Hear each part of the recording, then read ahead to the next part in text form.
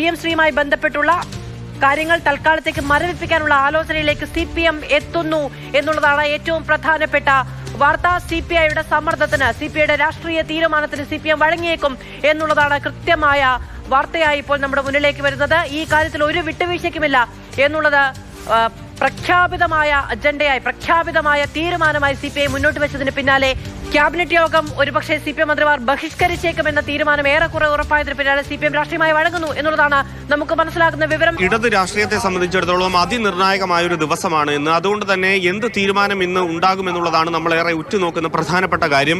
ഇപ്പോഴും CPIയെ സംബന്ധിച്ചിടത്തോളം അവർ നേരത്തെ എടുത്തിരുന്ന ആ നിലപാടിൽ തന്നെ ഉറച്ചു നിൽക്കുകയാണ്. കാരണം CPIയെ സംബന്ധിച്ചിടത്തോളം PM ശ്രീയിൽ നിന്ന് പിന്മാറുക, സർക്കാർ പിന്മാറുക എന്നത് അത് രാഷ്ട്രീയമായി മാത്രമുള്ള ഒരു തീരുമാനമല്ല. അത് പ്രത്യയശാസ്ത്രത്തിന്റെയും CPIയുടെ അസ്തിത്വത്തെ സംബന്ധിച്ചിടത്തോളം കാര്യമാണ്. കാരണം കഴിഞ്ഞ സംസ്ഥാന സമ്മേളനത്തിൽ ഉൾപ്പെടെ അവർ രാഷ്ട്രീയ വിശകലന റിപ്പോർട്ടിൽ അതിരൂക്ഷമായിട്ടുള്ള വിമർശനം കേന്ദ്ര വിദ്യാഭ്യാസ നയത്തിനെതിരെയും PM ശ്രീക്കെതിരെയും ഉയർത്തിയിരുന്നു. അത് പാസാക്കിയതാണ്, സംസ്ഥാന സമ്മേളനം വരെ പാസാക്കിയതാണ്.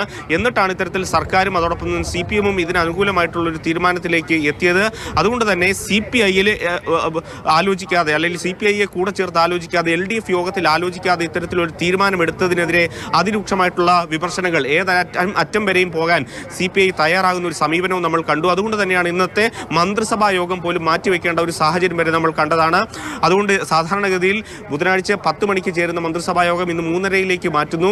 അതിനിടയ്ക്ക് ഏതെങ്കിലും തരത്തിലൊരു സമവായ ശ്രമത്തിന് വേണ്ടിയാണ് ഇപ്പോഴും CPMന്റെ ഭാഗത്തുനിന്നും ശ്രമമുണ്ടാകുന്നത്. നമ്മൾ ഒടുവിൽ മനസ്സിലാക്കുന്നതനുസരിച്ച് താൽക്കാലികമായി ഇതിന്റെ തുടർ നീക്കങ്ങൾ മരവിപ്പിക്കുക, അല്ലെങ്കിൽ ഇനി തുടർ നീക്കങ്ങൾ വേണ്ടതില്ല എന്നൊരു തീരുമാനത്തിലേക്ക് CPM എത്തുന്നു എന്നുള്ളതാണ് നമുക്ക് ഈ ഘട്ടത്തിൽ മനസ്സിലാക്കാൻ കഴിയുന്നത്.